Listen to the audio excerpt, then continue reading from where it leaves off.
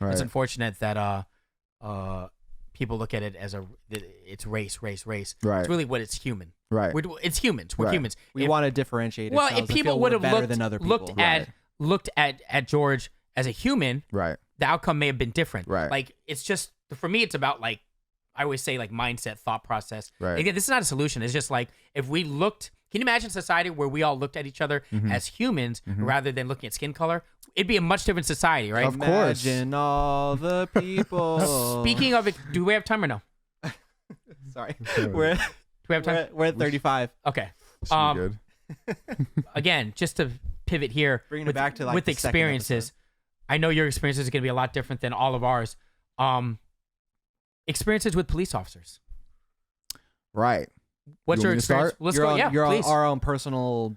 Story? Personal. Well, I think it's good for people to see. Yeah, and no, hear I think it's good. Yes, reality. For sure. You know, my experience, it has been peaceful for the most part. I think at the most I feel, you know, I would be harassed and my heart is racing extremely because of the images that go through my mind of all the videos I've seen, you know, the Philando Castile, Eric Garner, Mike Brown, all these stories that I hear. I'm like, man, am I going to be a hashtag? This is the kind of things that run through my mind whenever a cop pulls me over. That's a heavy thought. Am I going to be a hashtag? That's Dude. a crazy. That's a yeah. But Bro. you don't give anyone, like, when you've been pulled over, you haven't give anyone. You don't give anyone a reason. No, I try and You're be as not respectful combative. as possible. Right. I think that, you know, right now, you know, black people, we have to know where we are to know that where we're going at the end of the day. So you can make causes that increase your chances of a policeman killing you. Like, if you know where you are. Right. So I know my chances of death is higher when I get pulled over. Right.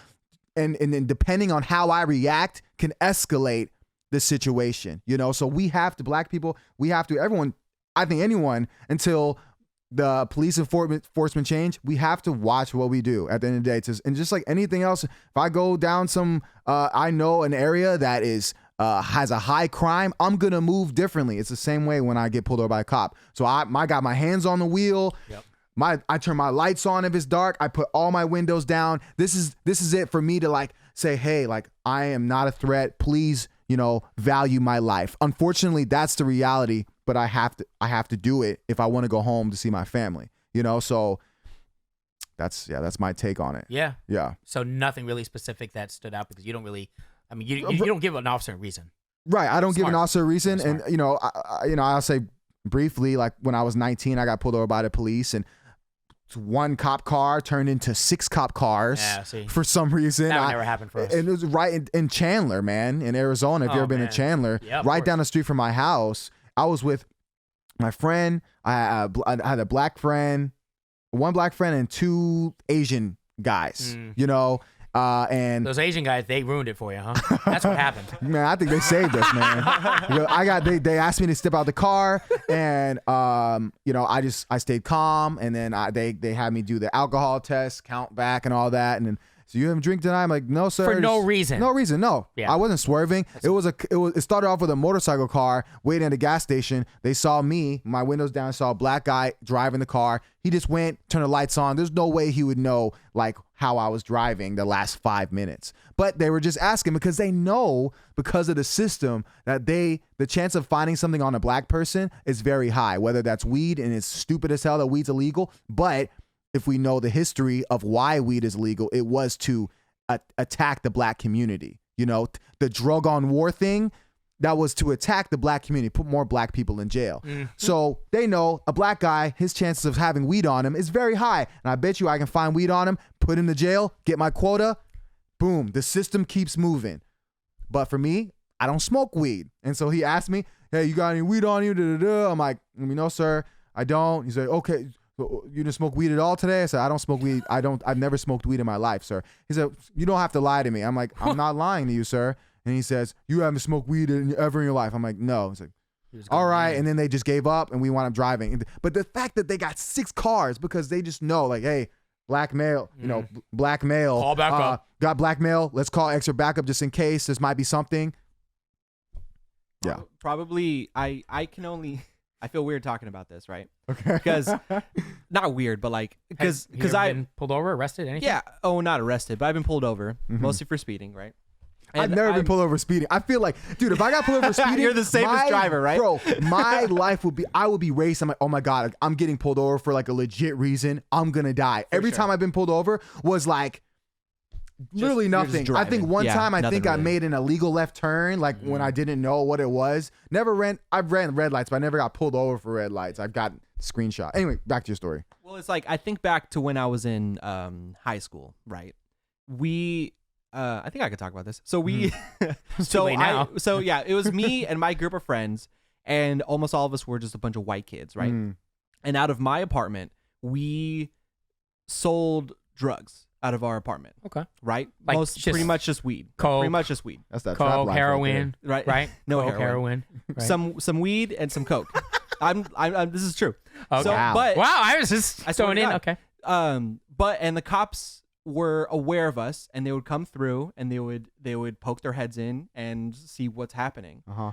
And for the most part, none of us got arrested. Uh-huh. Some people did for other things, right? Uh-huh. But for the most part, we were never harassed. We were Right. checked on. Right. But I know if we were black or any other color, that wouldn't be the case. Mm. Right. They would be they would have kicked down our door. Absolutely. You know what I mean? So That's that's crazy. when I think back on it, I was like, yeah, that's 100% because we were a bunch of white kids doing it instead of a Right. bunch of black kids doing it. Right. So they're just probably like, they're not They're doing like, anything. they're just a bunch of they're young just kids. Who They're cares? fine. They're not doing anything bad. Yeah, it's not the end of the month. We don't Because need them. that's how they Yeah. feel. Like they know at the end of the day, like going to prison for drugs is like honestly so dumb. Like non-violent crimes, go to Agreed. prison for. So they look at you like people that are in power. They look at you like they're your kid. Like they'll look at you and you'll remind them of their cousin or their son. Yeah, so when they're exactly. arresting you, they're gonna think their son. When they look at a black guy, they're gonna think of a delinquent that they don't have that. So Yeah, exactly. it's a it's a systemic crazy. thing, man. It's deep. And part I've been of America. I've been pulled over for speeding before, and I was going like 85 going across the San Mateo Bridge. Oh, it's not bad. And Is like- that bad over San Mateo Bridge? Yeah, Well, 85 into it's- 65. That's yeah, 20, so like it's it was Oh, okay. speeding, and like the dude, I was polite, and like instead of giving me like a $500 speeding ticket, my ID didn't have my current address on it, so he gave me a fix-it ticket for my address being wrong, which was like $25 instead of a speeding ticket, which is $500. Right. And I know for a fact that was because of I look like this, Right. even though I'm half white and half Mexican, but I'm pretty much I just look like a white guy. Yeah. Right. Yeah. Well, it might have been in that situation of your speeding. By the way, I was doing something wrong, but like he didn't. He didn't know that. Right. I mean, Well, you were maybe- speeding. You were speeding, I right? was speeding. Okay, but yeah. I'm saying, but like- he could have given me a ticket for speeding, but then I don't know, maybe he just didn't have a radar and he just saw me driving. He could have fast. just been a cool cop. There's that too. You know what I And mean? there's, Like, There's and I that. think that's important to. It's not a popular opinion, but there are good cops. absolutely. And there are cops that were involved in these protests and were supportive, like the cop Sure. in Santa Cruz that was kneeling with everyone else. Right. And like there's a family friend is training to be a cop, and he's a genuinely good person, and he's going into it because he wants to protect and serve, and that's what his intention is. Right. And I think people go into being a cop with those intentions. They want to do good, but get caught up in kind of what you mentioned earlier, kind of this weird gang mentality within the system that kind of changes how you act based on how what other people are saying within the police department, as well as what one of the conversations I had with him is that it also comes down to a lot of training and like what you said, policies, right? So in California, this is based on what he told me, right? So in California, cops are trained in these situations. They have policies within within the police department to handle situations as non-violent as possible. Obviously, it still happens, but they're trained to not do that, and there's things in order to try to prevent things happen. Right. Other states don't have those policies. They don't have they don't train their officers to not escalate. Right. And that's where you see situations like this happen over and over again in states and in counties and everything else that don't properly train police officers to de-escalate. Right. And that's where you run into these. And I think that this could be this is probably my own opinion, and maybe I think there's people that think the same way, but I feel that when you have a duty to protect people's life, and also you have the capability of ending people's life, right? and then we see how tough it is to become a doctor. You know, and I'm not saying that should be the same exact path for a police officer, but, you know, I just know how much easier it is to become a police officer, and I feel like that matters. People that are passionate about making the community a better place, that's instead of someone who's like, man, I just want to beat some people's ass. Yeah. And there's definitely that. There's definitely There's a lot that. of that. That's what I'm saying. We got to reduce that. We got to keep the cool ass cops that actually want to de-escalate situations and just be cool in their communities, instead of the people that just want to beat up people. Because I've seen so many videos where black people aren't dying, but they're getting their ass beat. Right. You know, just Same. that are handcuffed. You know, so we gotta like have this thing. Also, another thing I would be cool in politically is a cop has to live in that community to serve that community. Most of the cops that go to these black communities, they live up in, like, for example, Walnut Creek. But right, no, I get that. But I'm then in a real world situation. What if there's not enough in that community, or there's none? I mean, that's why you got to hire. I'm not saying. I mean, there's always, if they want to do it. Well, yeah, there's going to be cops. There's for sure. And if that's the thing, that's when reparations comes in. Because if you're talking about the black communities, we have to have people that can afford to go to school and go through the proper customs to become a police officer. So that would be part of the whole thing. But the goal should be is, if the cop lives in that community, he will know the residents that live in that community, and he'll know who's bad, who's a bad egg, who grew up with abusive mom. They have more empathy for that human life. But you have someone living in Walnut Creek come down to West Oakland, can't relate. you know, and he can't relate. He's just gonna see a bunch of people he never seen before in his life, and he'll go back to Walnut Creek and everything's cool. Just like that guy Derek, he doesn't live in the community that he killed George Floyd in. So it creates a more cohesive relationship with law enforcement and the people when law enforcement actually lives and goes to the store on their off time. A part of the community. A part of the community that they're protecting. Exactly. So 100%. That there needs to be policies that push that more. You know what I'm saying? Instead of sending in the troops. They're like, hey, go handle that. We got a call. They got to drive. Because that's our solution for everything when things escalate to a certain level. I get it. Right. Right. I understand. What was I going to say? We done? Yeah, I mean, we're 50. Getting close? What are we in? 50 minutes? Maybe we should start thinking of, how do we want to end this conversation, right? What do we want to? What do we want? Yeah, people everyone to should kind say of their piece. take away from this conversation. You know what I mean? I was just gonna build on build upon what you're saying. It comes down to power to me. You know what I mean? I think that there's good seeds and bad seeds with everything, and the problem is giving too much power to one. But then the whole then you can also argue that, well, what if you're in a situation where you actually have to defend yourself? Then you need that certain amount of power, right? But maybe limiting power.